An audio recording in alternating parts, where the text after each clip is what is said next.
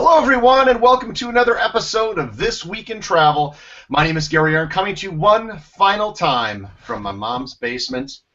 Going to be changing my ways, getting an apartment soon, where I'm going to have the fastest internet connection in the world. And that's actually not hyperbole or exaggeration. I really, really am. Joining me again from the lovely state of California, Mr. Chris Christensen. How are you doing, Hello, Chris? sir. I'm doing well. I'm actually home. All my friends keep saying when they see me, "You're actually home." I've been gone for quite a while here. You've been traveling more than I have this year, I think. I don't know if that's true. I think it might be. This is the least amount I've traveled this year than I have since 2007. Well, I think I've probably been on the road about a third of the time. So. That's not too shabby. Also with us, the recently, and I actually know it's this person because Facebook has verified that this is Jen Leo. Jen Leo. I had my doubts, I'll be honest. For the years we've been doing this, I'm like, is that really Jen Leo? But now I know it's Jen Leo. Good morning, everybody. It's great to get the band back together. And Gary, you talk about the years we've been doing this. While we were looking for the email for which guest to invite on, I found the email where Jen said, "Yes, I'll be on This Week in Travel," and your description of the show to her. And the funny thing is, we still do that show. I mean, just the same way that you described it, with the intro and the guest segment and the tips and everything. Oddly enough, is the same. If you got a winning formula, why change? Yeah. I mean, there are some things you hit perfection right out of the box. There's no real need to move anything. Well, and those people aren't paying attention. Next show, I believe, if I've got the numbers right, is our 200th show. Oh, really? Oh, that's cool. Congratulations! We'll have to do something special for that. Yeah, hopefully we'll get it done this year. Yeah. Yeah, and back on the show, from Passports with Purpose, it's that time of year again. Mara Gorman. How are you doing, Mara? I'm doing very well, thank you, Gary. I wore my Packers t-shirt just for you. You can't really see it. I feel like I should. There we go. Oh, representing. I am. So. You know why today is special? Why? So they're playing the Detroit Lions in Green Bay. If they win, it will be the 25th year in a row that the Lions have lost in the state of Wisconsin. Oh, my goodness. I did not know that. Sad. A record of futility and horribleness which very few teams can match. Yeah, and, that's it. I'm rooting for Detroit. You do that, Jen. Your name may be verified, but your taste in teams is certainly not. Let's get on to some travel news before we talk about some other stuff. From Travel Mall, this just heard about this for the first time before we logged onto the show. There was a flight. What airline was this? Was it United Flight? No, the pilot died. En route. Mm-hmm. I don't think it says the name of the flight, does it? It says a Phoenix to Boston flight. It was an A320. The captain, Michael Johnson, passed away. Must have had a heart attack or something during the flight. And the co-pilot lands the plane. And they said the FAA said this is the 8th time in the last 20 years that such an event has happened. And I think their attempt was to make it sound like this doesn't happen that often, but a pilot dying mid-flight roughly every 2.5 years, that doesn't sound that rare. Well, I mean, it's one of the reasons why there've been debate about, do you really need two pilots in the cockpit, because it doesn't happen that often that you have a problem. But when it does happen, it's kind of a big deal. So yeah, that's why they haven't changed those regulations yet. One of the ideas is that in the future they would change those regulations and you would land the plane by wire. You would land the plane remotely, as if it were a drone. A drone, filled with, as many as, what was the other story we had? There's 618 people. Yeah, now a new record, 615 people is the largest passenger jet because Emirates decided to cram 98 more seats on a plane. So, what could possibly go wrong? No. Actually, I think doing that, I think there would need to be a massive upgrade into the infrastructure of the transportation system right now. I mean, the stories I've heard, and we have another news story that kind of shows this. I think it's still being run on mainframe computers, a lot of the air traffic system in the U.S., so it's not great, and might as well segue into it. I think, was this in Paris? Yeah, the Orly airport. They had to shut down the airport because the system that was used for takeoffs and landings is running on Windows 3.1. Not even 3.11, but 3.1.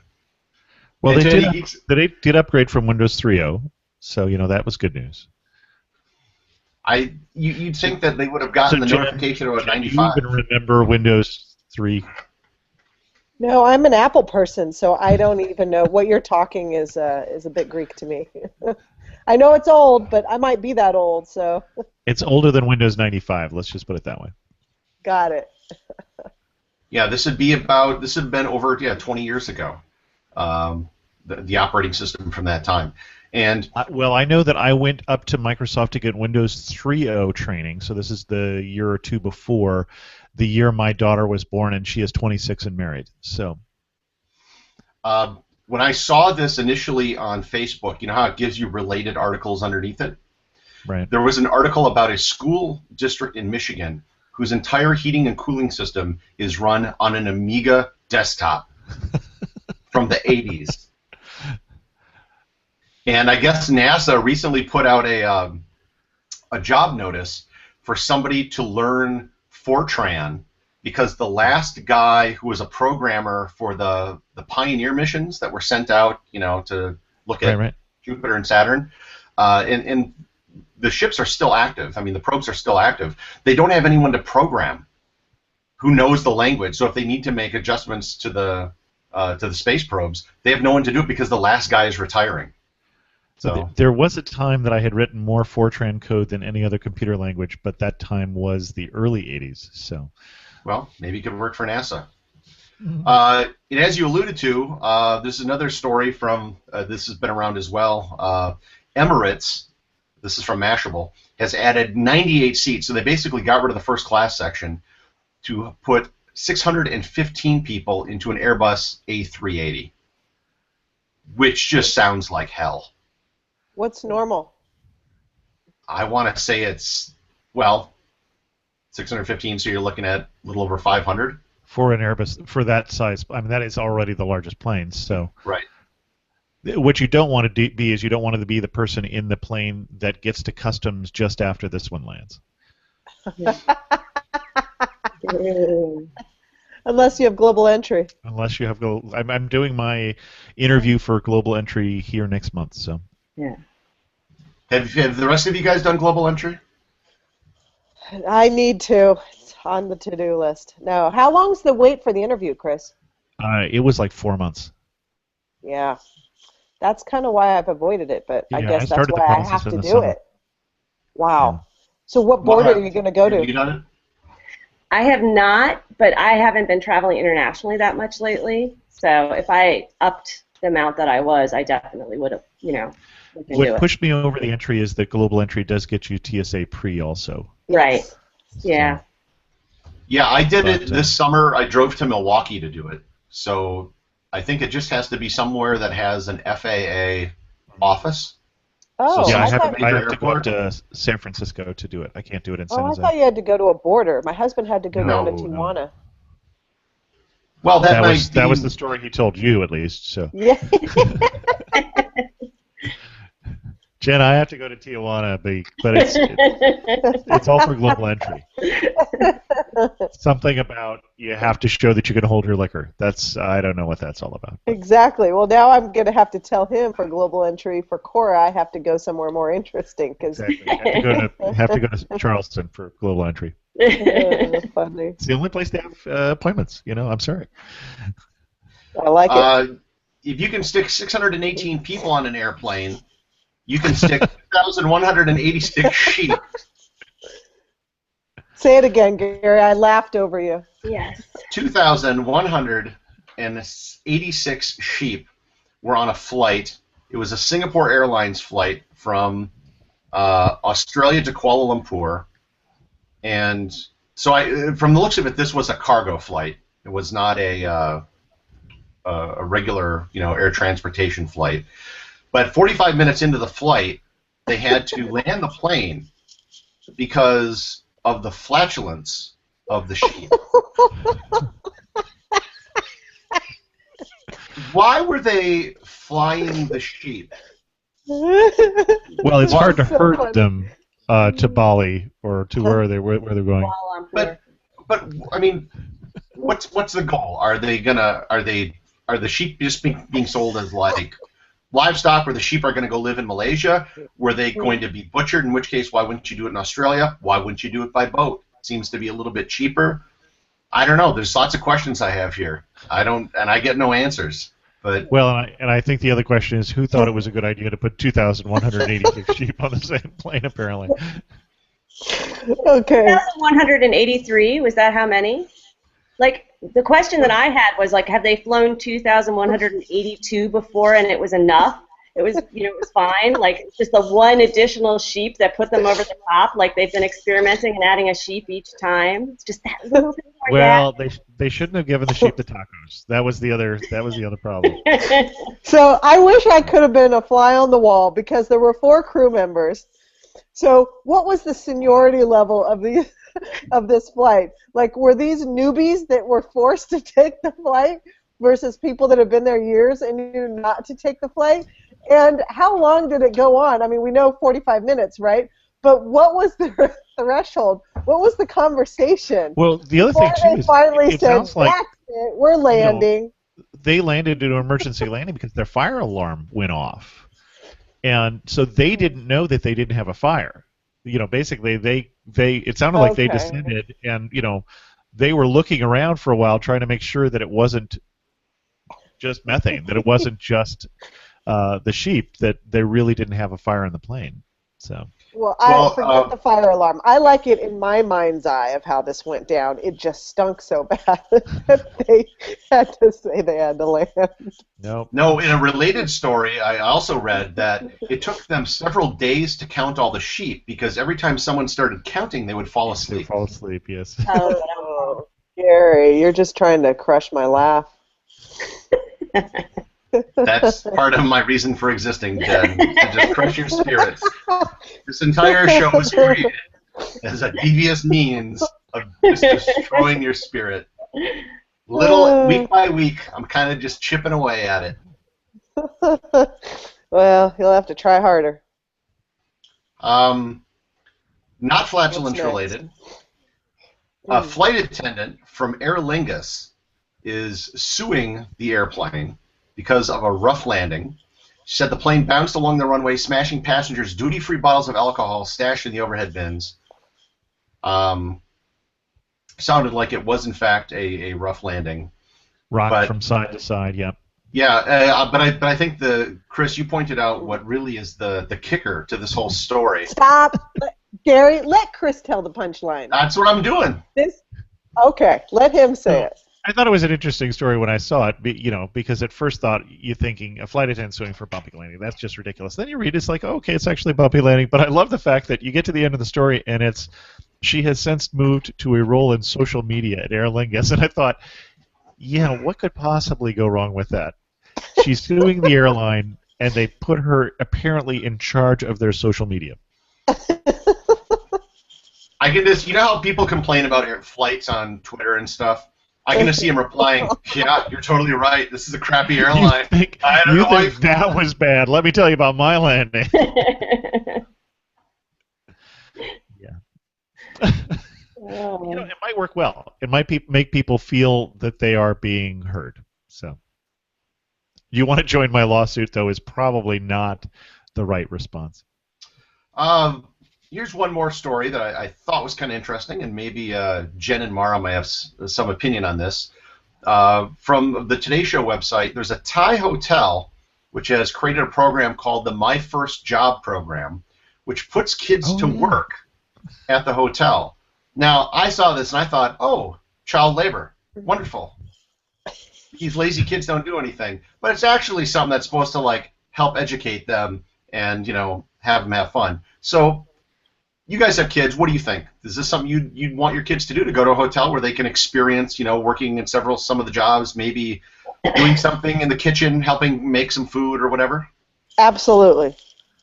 This has been so wildly successful. They're actually now working with the shoe factory down the street. The slippery slope. I actually grew up. My parents, my father and my stepmother, ran a bed and breakfast for my entire childhood. So I actually had that experience, including they were farm to table like in the early 80s before that was a buzzword. And so I weeded in the garden, I made beds, I cleaned toilets starting at a very young age. And it was not super awesome to do that. It gives me a great appreciation whenever I'm traveling for the work that everybody does, and I'm a chronic over-tipper as a consequence. But I wouldn't, would I have my kids do that? I'm guessing that when they were younger, they probably would have been enthusiastic. Like, I bet you Cora would enjoy it, Jen. But now that they're 10 and 13, I can't get them to do that at home. So I'm kind of wondering if I suggested when we were on vacation, oh, you're gonna work, I think that they would not have great enthusiasm. I don't know. Well, Cora's so money focused. She'd ask how much she was getting paid. And, exactly. That's how Ted. And where the clock in would be. Yeah. Yeah. How is she money focused? She's like what, 6 or 7? She's she doesn't get it from me. She might get it from her father.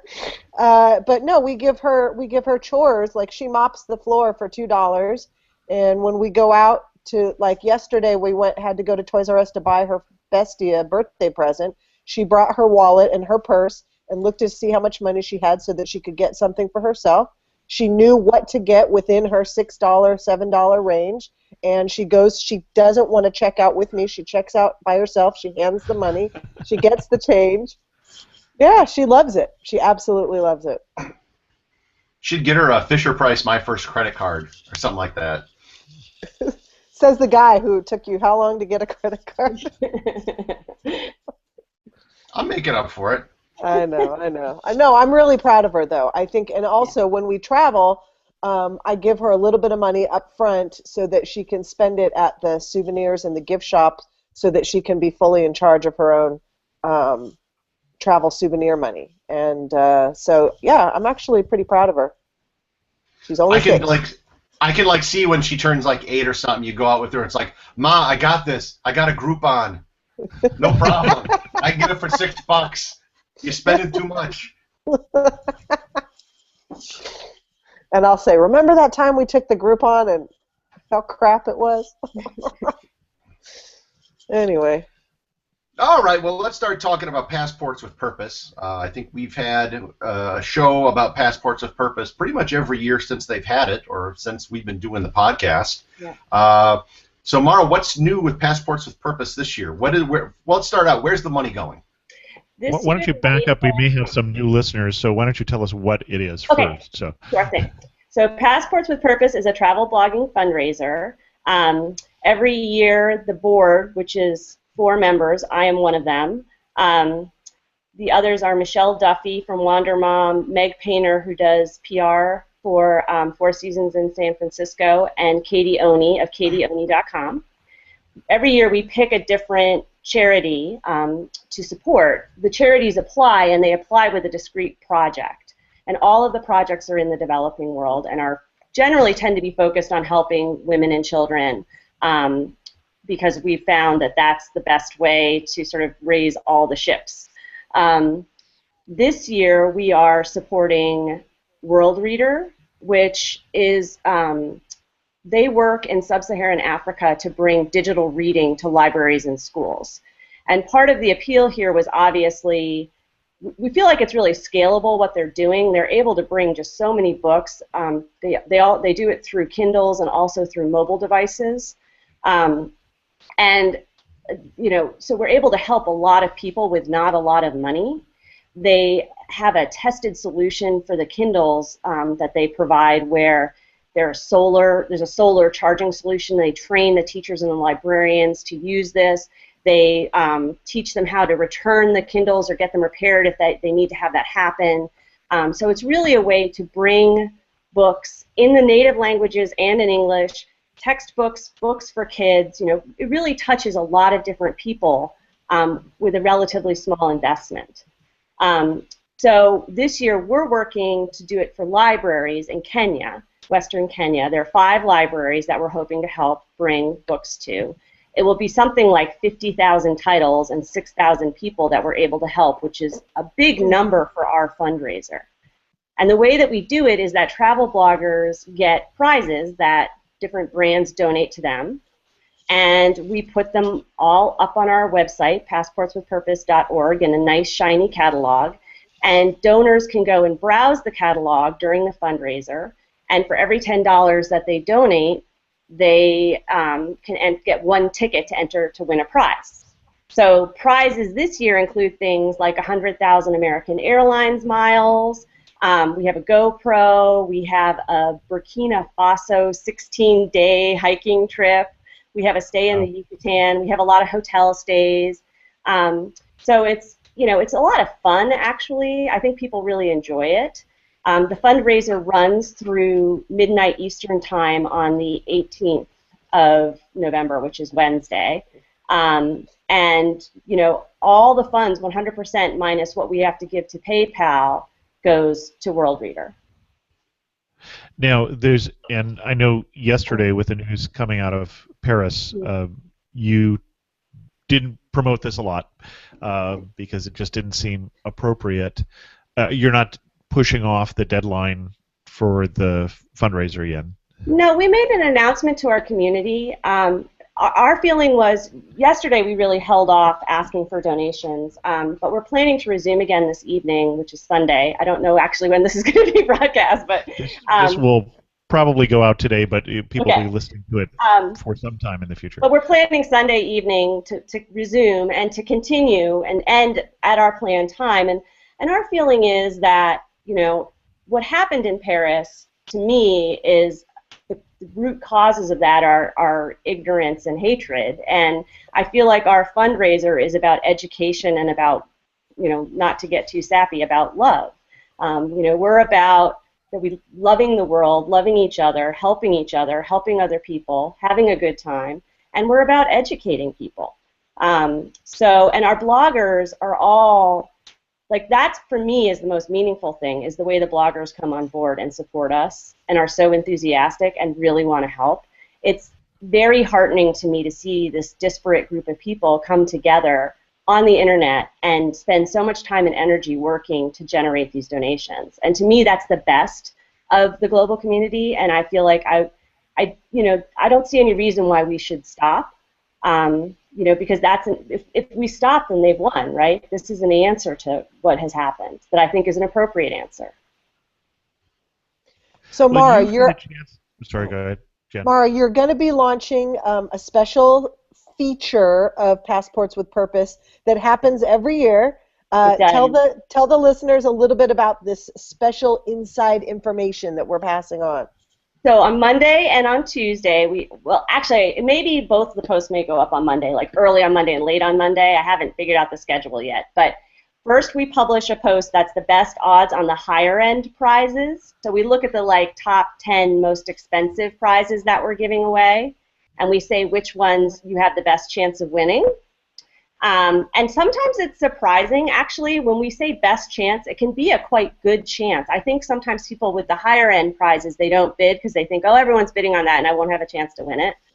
And then we publish a post the second day, which is your best odds on, prizes at the other end of the catalog, just the ones that maybe people haven't noticed or haven't gotten a lot of attention. And, that gives you a little bit of an insider look at, here's some things that maybe I'll have a better chance of winning.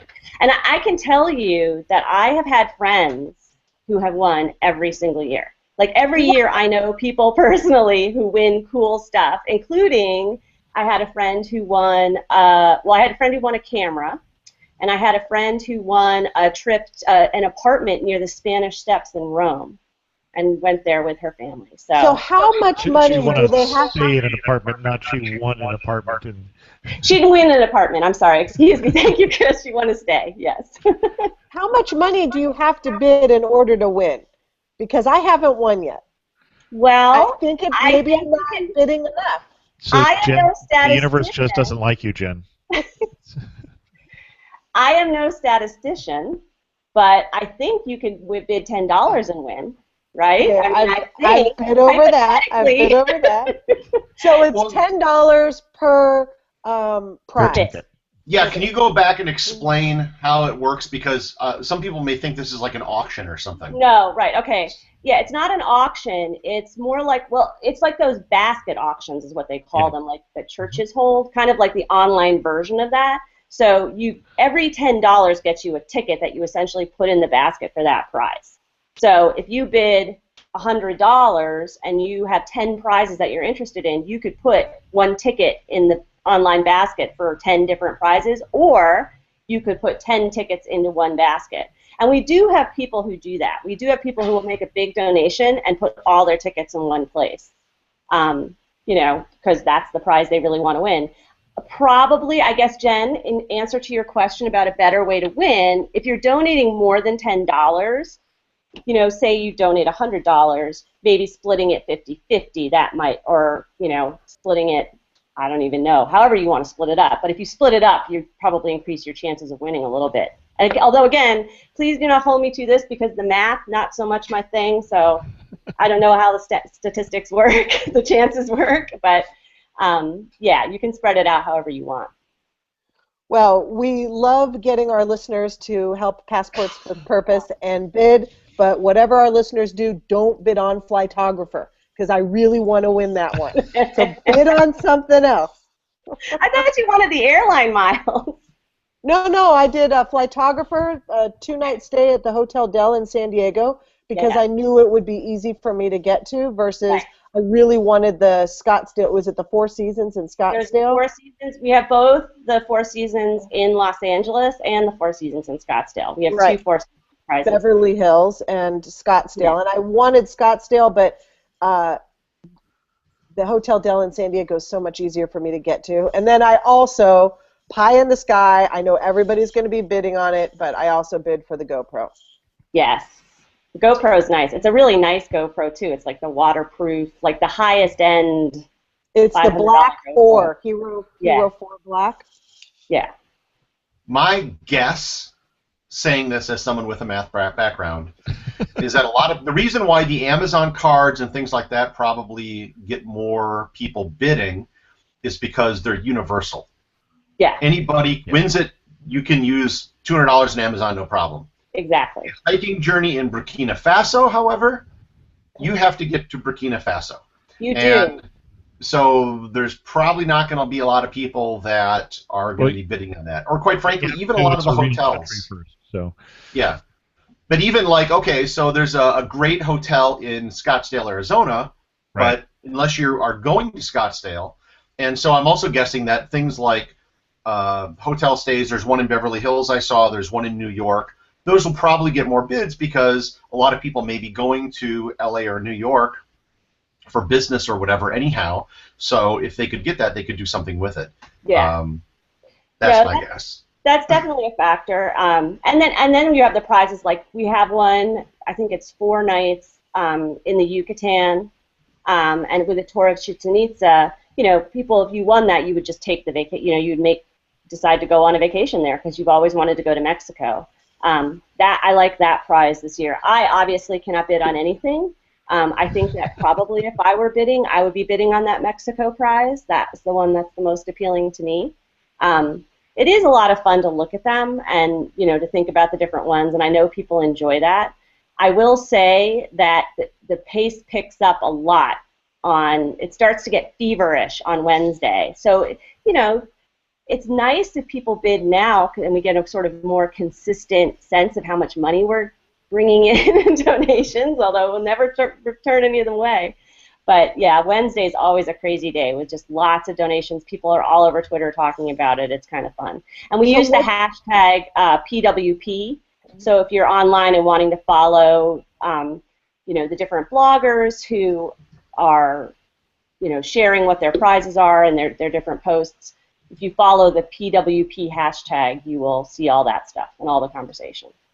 Now, Mara, how many years have you been involved? Did you get involved at the very beginning?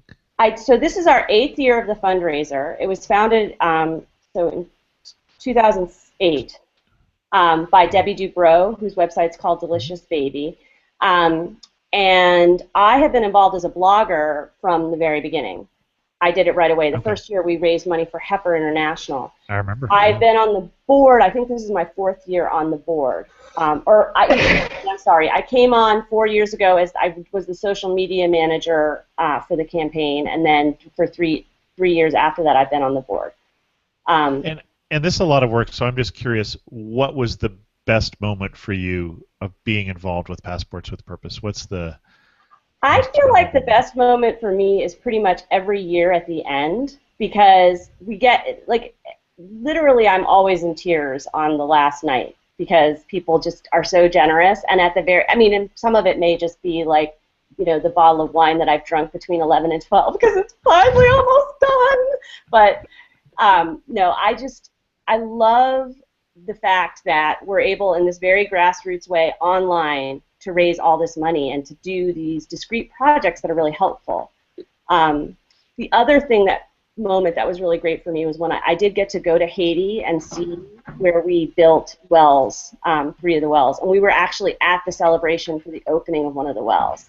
And just seeing how much that was going to help this community, which had no access to clean water at all before that, was very moving because it was this huge celebration. Well, and I know some people had a chance to go to visit the schools in Cambodia, the 2 schools that were built there, and I don't know whether anybody went to the libraries that were built in Zambia. Okay, I wanted to say Zimbabwe, and I knew I was wrong. So. Yeah, we've visited almost every project someone has from the board. So 2 years ago we did schools in Mali, and Katie went and was there for the opening of one of the schools and had a similarly moving experience where she was welcomed like royalty into this village and really got to meet all the people and see firsthand what a difference it was going to make. Last year we raised money for sustainable agriculture in Honduras, and none of us have made it to Honduras yet. That is a personal goal of mine to get down there and see. I'd like to take my kids. It just has not, I haven't had the opportunity yet. But we know that these projects, because we work really closely with the charities and we really vet them, and because they're discrete, they're bricks and mortar, they have a set time frame, we know that they happen and that they're effective. And so to me that is very, very meaningful, because I know that we're doing an actual concrete thing that is helping. And we always work with charities that partner with local charities in the countries that we're supporting, so they have a long-term impact. That's always our goal. And if you do take your kids to Honduras, is there any opportunity to put them to work while they're there? I think they probably could work. I am sure that they could help on these farms. I hadn't thought of that. That would be a very good lesson, for sure. The one thing you had said that they won't even do this at home. The church I go to, we do a volunteer thing building houses in Tijuana, and that my kids have both gone, and a lot of the kids have gone and such. And I hear from parents a lot of time, they won't make their bed at home. And now they spent all day for 3 or 4 days carrying loads of concrete, and they're just stunned how much they might be able to participate when they're outside of your home. So. Yeah. No, my kids I threw them under the bus a little bit there. They're actually pretty good boys, and I know that they would learn a lot from that and would appreciate the opportunity. So I would really like to show them. They are very aware of Passports with Purpose. Like, they know that it's going on and they understand what it is, and that's been a nice feature of it for me as well, because I've been doing it since they were both pretty young, and they've seen it every year, and we talk about the projects and why we're doing them. There's a lot of meaning to me in what we're doing. Excellent. Gary, what are you going to bid on? I was just looking at the stuff. I think that there was one I think it was for the Library Hotel in New York City. Yes. Oh, the library's nice. I've seen the Giraffe, which is a sister hotel there. I will win usually some sort of hotel stay every year for the various Nacho awards they give away. Mm-hmm. And I always pick hotels that are like New York, Vegas, or someplace that I'll probably be going in the next year. Because if I have to go and I have to stay somewhere, might as well, if I can do it for free or at a discount, might as well do it. Yeah. That's my thinking. Good. I'm glad you're not bidding on Flightographer. That's all I wanted to know. So Gary does a lot of 30-minute photo shoots. now I have to look to see what Flightographer is, Jen. So I haven't even looked at the prizes yet. I've still got that email in my inbox. You are behind, Chris. Well, it's the only email in my inbox, so I'm down to that. But Mara, remind us one more time for the listeners the drop dead deadline to bid. I said midnight. It's actually 11:59 p.m. on the 18th. What time zone? Of November. Eastern time. I am on the East Coast. It's Eastern time, 11:59 Eastern time, Wednesday, November 18th. You cannot bid on the prizes after that. That is the absolute deadline. You can continue to donate money. We'll take money, through the end of the year, but that is when that's all. What atomic clock is the server synced to? I'm afraid I do not know that, Gary. Okay. I'll have to get back to you on that one. Yeah, gotta do some research on that. Yeah.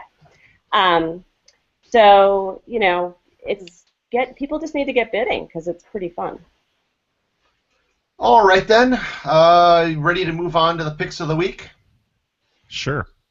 Okay, because Chris is so enthused, he can start.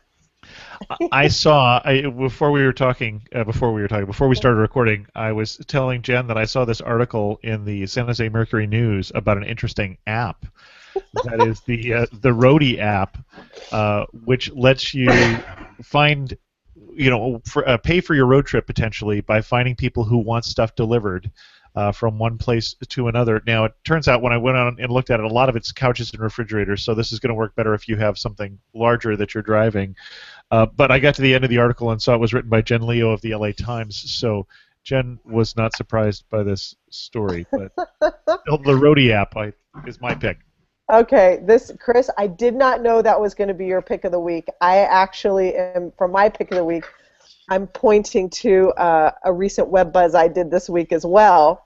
It's not an app, it's a website. It's called getaway.house, and it's a tiny house rental that you can do in the Boston area.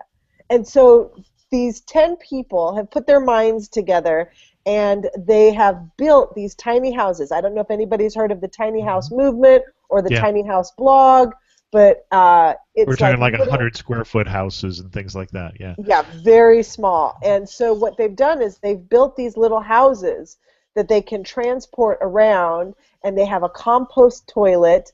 They have a little pantry for provisions, which are at a nominal fee extra.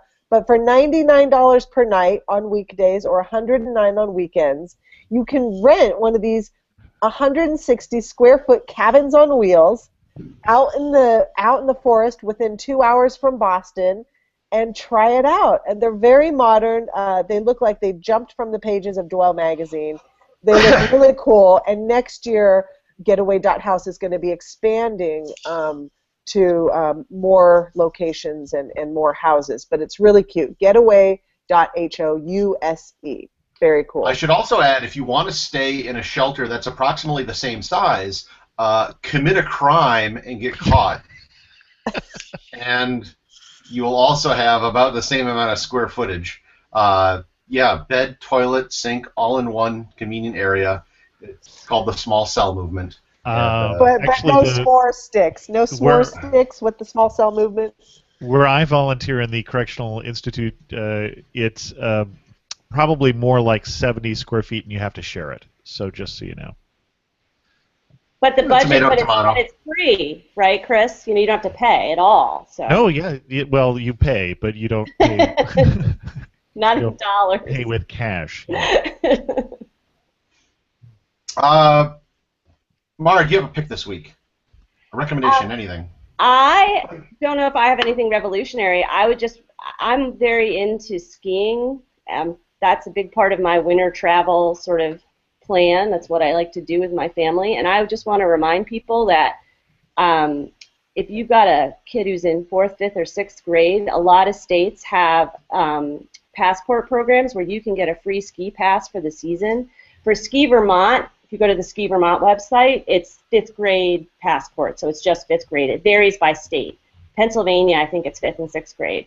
It's a really great deal. Most of them you just have to fill out like a little form with your address and information. You don't have to live in the state, and they'll give you a season's pass. You know, basically what it is like a lift ticket a day for your kid for the season, the 2015-16 season.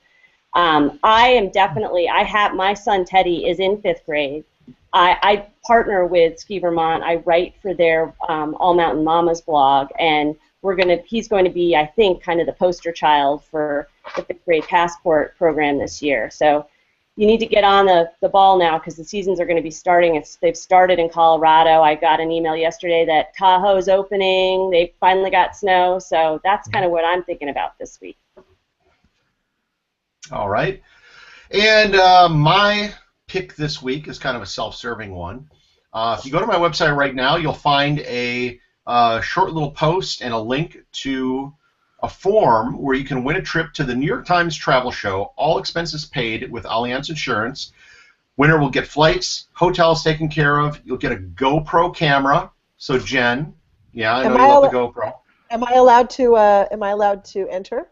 I don't know why you couldn't. I entered, so. And right. you will also get to have dinner with myself, Johnny Jett, and Leah Bamonte while you're at the New York Times Travel Show, and you can pester us about any travel questions you might have. So you can also find it on the Allianz Global Assistance Facebook page. That's where the actual form is. I have links to it from my website and from my Facebook page, so you can check it out on any of those things. And the show is taking place in New York, obviously, January 8th through the 10th, this January 2016. So enter soon, because not a lot of time. And they're putting you up at a Kimpton hotel. I love Kimpton hotels. I do too. I do also. This is super right up your alley then. Yeah. All right then. Any last words before we adjourn? Chris, what's new in the Amateur Traveler this week? We just did a show yesterday on Moscow. Mm. Apparently, half as expensive to go to Moscow this year as it was a year ago because of the weakening of the ruble. So it seemed like a good time to cover Moscow again. And there are things like the sacred bunker that was built for the Soviet Union elite that you can now rent out for parties. So it's a museum about the Cold War. So it should be a fun show. I might finally step foot in Russia next year. And China. Yes, China, there's SATW. So 2016, if you go to my website, on the front page, you'll see this map of the world with like all the places, the countries, filled in, like how you do on a map. Problem is, a lot of the places I've been to are like... little tiny countries. Yeah, they're little tiny islands. And so there's these enormous like swaths of land that I've not been to, like Russia, China, India, Greenland, Brazil. So 2016 is going to be the year of filling in the map. So hopefully I'll get to Russia, be going to Greenland in March, China maybe in October, India at some point. So yeah, I'll take the big marker and waste a lot of ink filling in the map. Jen, where can people find you online? You can find me on Twitter at @JenLeo and on the LA Times travel website for my WebBuzz column. And hopefully soon now, because I got that blue check, I can start doing some Facebook Live. Have you tested that yet? The Mentions app hasn't, I think because the verification was so new, it hasn't registered with the Mentions app yet. So I'm trying to figure that out, but soon.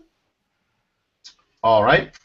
Well, Marta, I where wanted can to say people when find Gary you? was saying you go to hit top of his website and see where he's been.